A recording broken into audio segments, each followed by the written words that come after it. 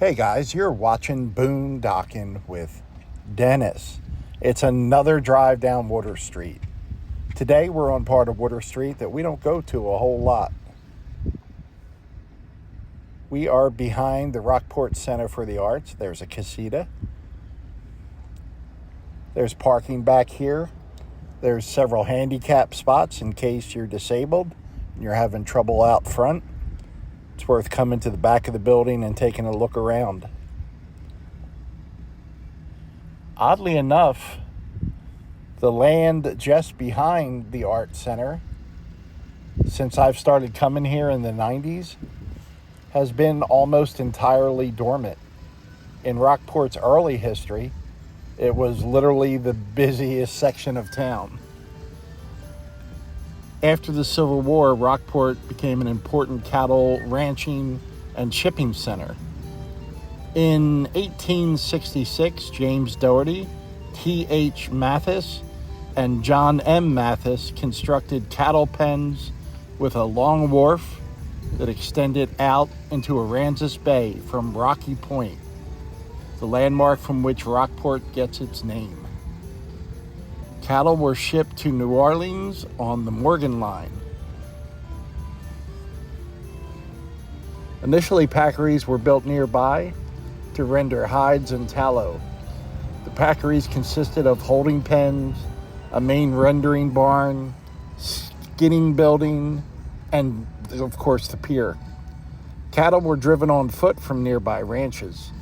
The hides, hooves, horns, and tallow were shipped east to make fine leather, buttons, glue, candles, and soap.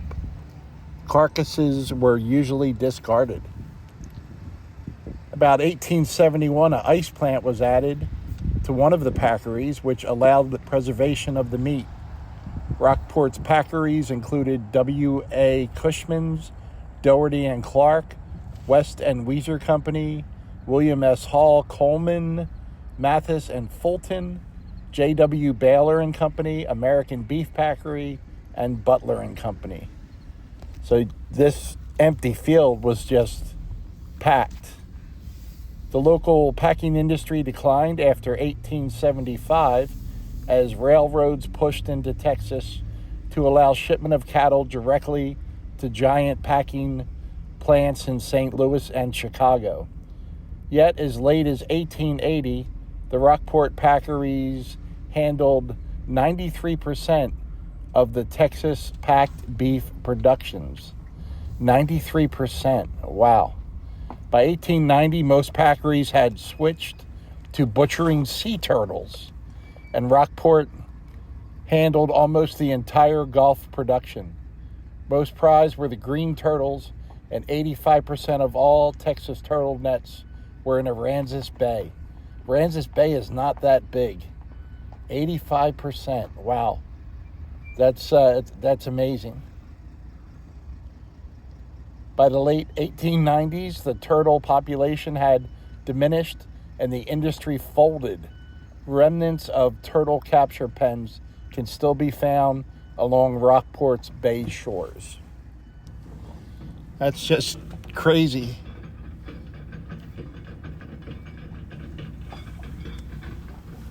I think they're working on a bulkhead in this section. And I've heard talk over the years about making this into like an entertainment district with bars and restaurants and boardwalks, but nothing has happened yet. I guess it would have its good points and bad points.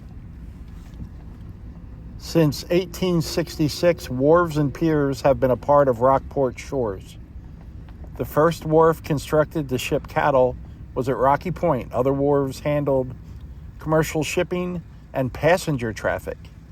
Sorensen's Wharf extended into the bay behind the Sorensen and Hooper Mercantile and Ship's Chandlery store. We've seen the front of that before. Cargo was carried to and from ships on carts that rolled on rails on the wharf. When the San Antonio and Aransas Pass Railroad came to Rockport in July of 1888, it constructed a wharf at the end of North Street. so that boxcars could be rolled directly to the ships. Reportedly, passengers would fish from the train as they waited for cargo to be loaded. Wow, that must have been an experience.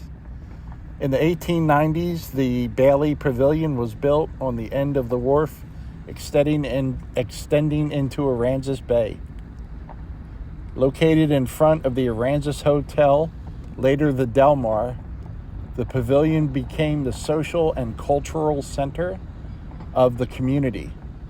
During the day, bathers splashed on its shaded waters, and for 15 cents could rent a private changing room. In the evenings, the pavilion stage hosted traveling theatrical troupes, minstrels, and medicine shows. Rockport's first graduating class, 6 students, held commencement there on May 17th, 1907. The Bailey Pavilion was destroyed in the 1919 hurricane. This little stretch of land has a really interesting history.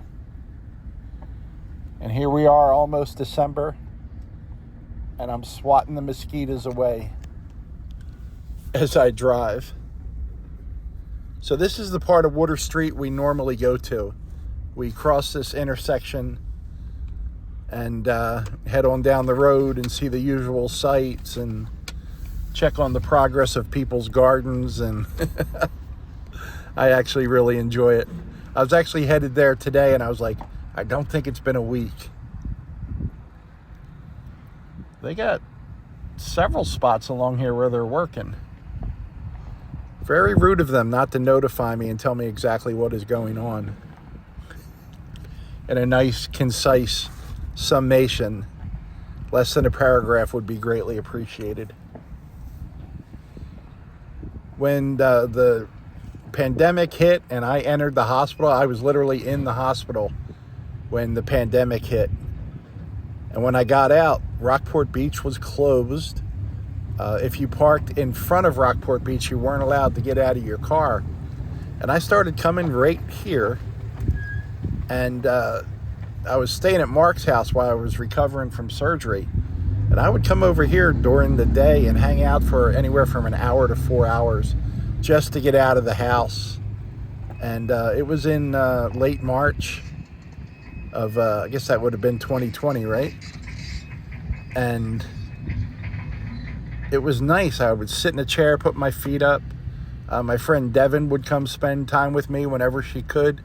We'd get coffee and just hang out and talk. And as far as having to go somewhere during the pandemic, this was as pleasant as any. This was my view for a very long time. You would see people coming and going fishing, and I think this is where I fell in love with Water Street. I was usually in that spot right there where those two guys are. And of course, back then the pier was still connected. There's Eugene. Looks like he's lecturing lecturing the seagulls. Giving the seagulls a stern talking to. And the view has slightly changed over the years, but there's still the same basic structures. I really do enjoy it here. Thought we'd do a little bit of history this morning, guys. You can see we're still overcast.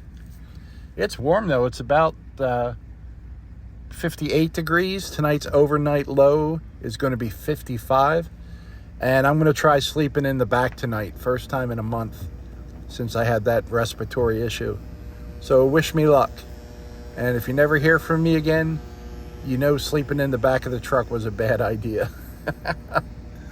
Hey guys, thanks for riding along today. I appreciate you all. I wonder what kind of palm tree that is. Thanks for watching. Seriously, we're done. You can shut the video off now. That really was the end. There's nothing coming after this. I just have to look at the water. Here's your postcard.